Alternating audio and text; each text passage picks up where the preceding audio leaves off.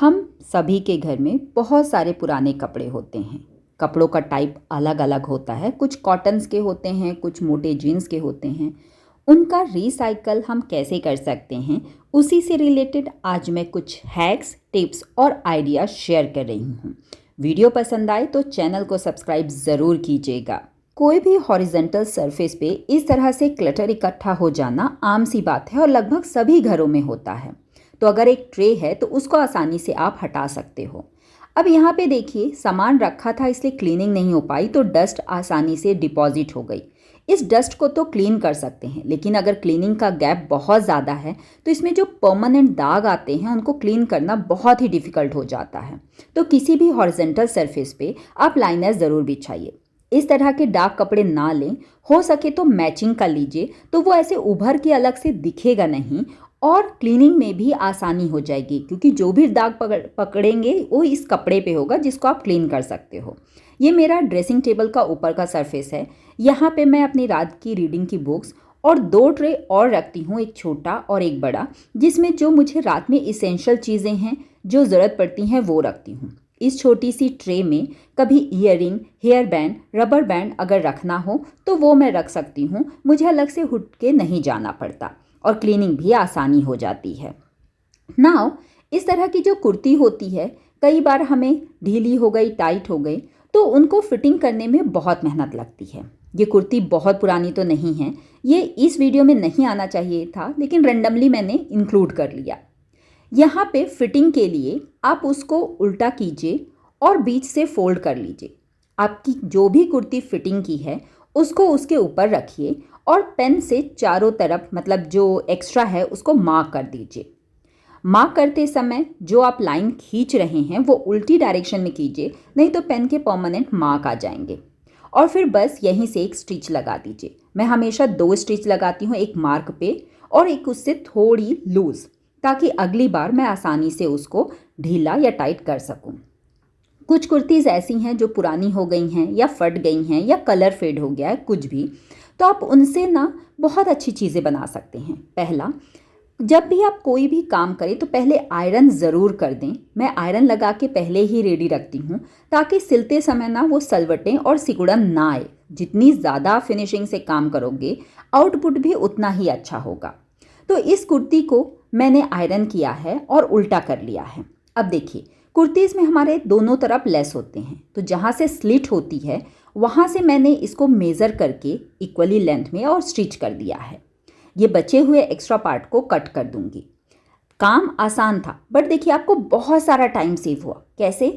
जब इसको आप ओपन करेंगे तो इसके दोनों तरफ लेस लगी हुई है, आपको अलग से लेस लगाने की ज़रूरत नहीं पड़ी। तो ये बहुत ही अच्छा एक लाइनर या बोल सकते हैं टेबल कवर आसानी से बन गया है। अब इसको यूज़ कहाँ करना है?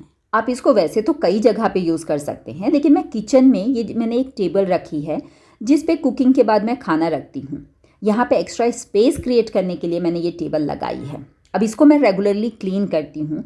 अब टेबल क्लीन करने के बाद वही पुराना लाइनर बिछाऊँ, अच्छा नहीं लगता, तो मैंने 2-3 ऐसे ही लाइनर बना लिए हैं। अब इसमें चारों तरफ लेस थी। कितना टाइम लगा? मुश्किल से 1 मिनट। अब नो टाइम में मैंने एक लाइनर क्रिएट कर लिया। यहाँ पे एक मनी प्लांट रखूँगी। कंट्रास्टिंग कलर की वजह से ना उसका लुक और उभर के आ रहा है। तो कई बार ऐसे क्रिएटिव होने से हम बहुत सारा समय और पैसा बचा सकते हैं। नेक्स्ट, आपके पास इस तरह से मसालेदानी होगी ही। अब कितना भी आप बचा के निकालिए, मसाले थोड़े बहुत ऐसे स्पिल हो जाते हैं और नीचे इकट्ठा हो जाते हैं। अगर आप इस पे एक इस तरह से मैट बिछाएंगे तो बस इसको पोंछ के ही आप डब्बे को क्लीन कर सकते हैं, धोने की ज़रूरत नहीं पड़ेगी। ये लाइनर पुराने कपड़े का ही बनाया है, 4-5 लेयर है, तो इसलिए ये थिक लग रहा है। जो कुर्ती अभी मैंने यूज़ की लाइनर के लिए, उसी से मैं इसका बेस बनाने वाली हूँ। क्योंकि ये कपड़ा थोड़ा पतला है, तो मेरे बेटे की पुरानी पैंट थी, उसको मैं एज अ फिलर यूज़ करूँगी। क्योंकि ये कपड़े मोटे भी हैं तो मजबूती मिल जाती है। यहाँ पे जिस बर्तन का मेज़रमेंट आपको चाहिए उसको रख लीजिए। उसके बेस के चारों तरफ आप मार्क कर लीजिए, उसको आप कट कर लीजिए। इसी तरह मैंने एक और कट कर लिया है, ताकि मैं 2 एक साथ बनाऊं। जब आप बल्क में काम करते हैं ना, तो टाइम एक्चुअली डबल नहीं लगता, हाफ हो जाता है। कट करने के लिए हल्का सा स्लिट लगाइए और फिर वहीं पे सीज़र इंसर्ट करके चारों तरफ से आप आसानी से कट कर सकते हैं। ये जो दोनों मैंने पीसेस कट कर दिए हैं, इसको मैंने कपड़े पे ऊपर रख के मेज़र कर लिया कि वो फिट हो रहा है कि नहीं। और उसके बाद इनको एक्चुअली कुर्ती के अंदर इंसर्ट करना है, क्योंकि कुर्ती सीधी है तो उसका सीधा वाला पार्ट ऊपर आ जाए। यहाँ पे कुर्ती थोड़ी सी थ्रू थी तो मुझे दिख रहा है कि कहाँ पे वो हैं, और इनको स्टिच करते समय ये फोल्ड ना हो इसके लिए सेफ्टी पिन से सिक्योर कर दूँगी। मेरे पास जो भी सेफ्टी पिन का बंच आता है उसमें से जो छोटी वाली होती है ना, जो हम साड़ियों के लिए यूज़ नहीं कर पाते, उसको मैं स्टिचिंग के लिए यूज़ कर लेती हूँ। इसलिए ये सारा बंच मैंने इसी बॉक्स में रखा हुआ है। तो जब भी मुझे स्टिच करना होता है, कुछ फिक्स करना होता है, तो ये सेफ्टी पिन काम आ जाती हैं। यहाँ पे दोनों पीसेस पे मैंने इसी तरह लगा दिया है और इनको एक साथ मैं स्टिच कर दूँगी। चारों तरफ सर्कल से कट करना है, और जो भी एक्स्ट्रा बचा हुआ कपड़ा है उसको अगर आप कट कर देंगे तो पाइपिंग करना फिर आसान हो जाएगा। यहाँ पे मैंने इसको सिला है चारों तरफ, और 1-1 इंच का गैप दे के ना, जो क्विल्टिंग करते हैं उस तरह से मैंने लाइन लगा दी है, तो इससे ना मजबूती आ जाती है। ये 1.5 इंच का मैंने एक कपड़ा कट किया है और इसी से मैं पाइपिंग लगाने वाली हूँ। उसके लिए कपड़े का एक एंड को हल्का सा फोल्ड किया और यहाँ पे बस आपको रख के सिलाई लगानी है और थोड़ा थोड़ा रोटेट करते जाना है, क्योंकि कपड़ा जब सर्कुलर होता है तो फिनिशिंग लाने के लिए आप ऐसे लंबी सिलाई करेंगे तो उसमें ना झोल आ जाता है। इसलिए थोड़ा थोड़ा एंड पे आप मेज़र कीजिए और जितना एक्स्ट्रा कपड़ा है उसको कट कर दीजिए, थोड़ा सा मार्जिन रखते हुए, क्योंकि यहाँ पे भी आपको हल्का सा फोल्ड करना है ताकि उसका ओपन एंड ना दिखे। ये हो जाने के बाद आपको इसी कपड़े को दूसरी तरफ फोल्ड करके स्टिच कर देना है। मतलब लगभग सभी को पाइपिंग आती होगी, ये मैं उनके लिए शेयर कर रही हूँ जो जस्ट अभी स्टिचिंग शुरू ही किए हैं। इसको उल्टी तरफ फोल्ड कीजिए, इस तरह से एक फोल्ड लगाया और इसी को अंदर फोल्ड करते हुए आप वापस स्टिच कर दीजिए। अगेन आपको थोड़ा थोड़ा करके फोल्ड करना है और स्टिच करना है ताकि उसमें ना ऐसे रिंकल्स ना आए और फिनिशिंग के साथ काम हो जाए। आप जितना ज़्यादा पेशेंस से काम करेंगे उतनी ही ज़्यादा फिनिशिंग आएगी। एक तो पेशेंस और दूसरा प्रैक्टिस। ये बन के तैयार हो गया है, दोनों ही मैंने तैयार कर लिए हैं, दोनों ही पीस। अब इसको मैं यूज़ कहाँ करती हूँ, इवन आप रोटी के डब्बे में भी ये कपड़ा यूज़ कर सकते हैं, क्योंकि रोटी बना के अगर आप गर्मा गर्म रख देते हैं तो उसमें मॉइस्चर आ जाता है और रोटियाँ ख़राब हो जाती हैं, स्पेशली नीचे वाली। इसको मैं मसाले के बॉक्स में रखी हूँ। रीज़न यही है कि ये जो येलो कलर है ना, मसाले के डब्बे में जो मेन स्ट्रेन छोड़ती है वो हल्दी ही है। अब ये हल्दी के कलर का ही है तो जल्दी से ना गंदा नहीं होगा। और बस इस तरह से ना मसाला बॉक्स सेव हो गया। साथ ही इसकी जो डब्बियाँ हैं ना, बेस कॉटन का होने की वजह से आपस में फिसलती नहीं है, टकराती नहीं है। इवन ये जो मैट है ये मैंने पुराने कपड़े से बनाया है, 2 बेस लेके उसके अंदर कपड़ों की फिलिंग की है। अब यहाँ पे एक और दूसरी कुर्ती थी, इसका भी मैं उसी तरह से आयरन करके बीच से स्टिच कर दूंगी तो मेरा एक और लाइनर रेडी हो जाएगा। नॉट ओनली लाइनर, अब देखिए कुर्ती के 2 अलग अलग पीस थे, अगर आप बीच में स्टिच कर देंगे तो थोड़ी लेंथ ज़्यादा हो जाएगी।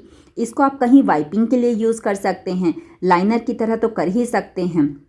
इवन हमें लैपटॉप पोंछने के लिए, गाड़ी पोंछने के लिए हर जगह कॉटन के कपड़े की ज़रूरत होती है। इवन बर्तन धोने के बाद उनको वाइप करने के लिए तो ना आपको एक लंबी लेंथ का कपड़ा मिल जाता है। और पुरानी कुर्तीज़ का हम करते क्या हैं, या तो पोछा का कपड़ा बना लेते हैं या ऐसी कचरे में डाल देते हैं। अब देखिए फ्रिज में जब हम सब्जियां रखते हैं तो उनका थोड़ा बहुत मॉइस्चर निकलता है। अगर हम उनको इस तरह से कपड़े रख देंगे तो क्या होगा कि मॉइस्चर ये कपड़ा एब्जॉर्व कर लेगा। इवन मार्केट में कई ऑर्गेनाइज़र आते हैं जिसमें नीचे जाली होती है, तो आप अगर वो ऑर्गेनाइज़र ले सकते हैं तो अच्छी बात है, वरना इसी कॉटन कपड़े का, मतलब जो कुर्ती थी उसकी अभी स्लीव बची हुई है तो स्लीव को भी आप रेक्टेंगुलर पीस में कट कर लीजिए। जैसे ये मोहरी है तो इसको मैं कट कर दूंगी, क्योंकि इसमें जो लेस है इसको मैं कहीं और यूज़ कर सकती हूँ, इसलिए मैं थोड़ा सा मार्जिन दे रही हूँ। अब इसकी जितनी मोहरी थी उसको मेज़र कर लीजिए और उतना ही दूसरे एंड में, मतलब जिस तरफ जिसको मुड्ढा बोलते हैं उतना मेज़र कर लीजिए, और फिर लेंथ भी दोनों की मेज़र कर लीजिए। मार्क कर लेंगे ना तो आपको एकदम रेक्टेंगुलर पीस मिलेगा, क्योंकि जो स्लीव होती है वो थोड़ी स्लांटिंग होती है। अगर मेज़रमेंट नहीं करेंगे तो एकदम परफेक्ट रेक्टेंगल नहीं आएगा। इसको ओपन करेंगे तो स्लीव 2 फोल्ड थी तो आपको एक चौड़ा कपड़ा मिल गया। इन दोनों का उल्टा साइड ऊपर रखते हुए मैंने स्टिच कर दिया है। जब इसको आप सीधा करेंगे तो ऑब्वियसली आपको कुर्ती का सीधा वाला साइड मिलेगा। इसी तरह दूसरी कुर्ती का मैंने ये सिल लिया है। अब देखिए इसको यूज़ कैसे करना है। कोई भी आप भाजी लीजिए जो ग्रीन लीफी होती है, चिली लीजिए, कोरिएंडर लीजिए, हर बॉक्स में आप इस तरह का कपड़ा बिछा सकते हैं। अगर आप सिर्फ नॉर्मल कपड़ा लेंगे बिना स्टिच किए तो उसके धागे निकलते हैं, आपने नोटिस किया होगा, और नीट भी नहीं दिखता। इस तरह से ना यहाँ पे ओपन भी रहेगा तो निकालना और रखना आसान है। बस इसी तरह छोटे छोटे कपड़ों के यूजेस करते रहते हैं। ऐसे ही और आइडिया के लिए आप मुझे सब्सक्राइब ज़रूर कीजिए। Bye bye.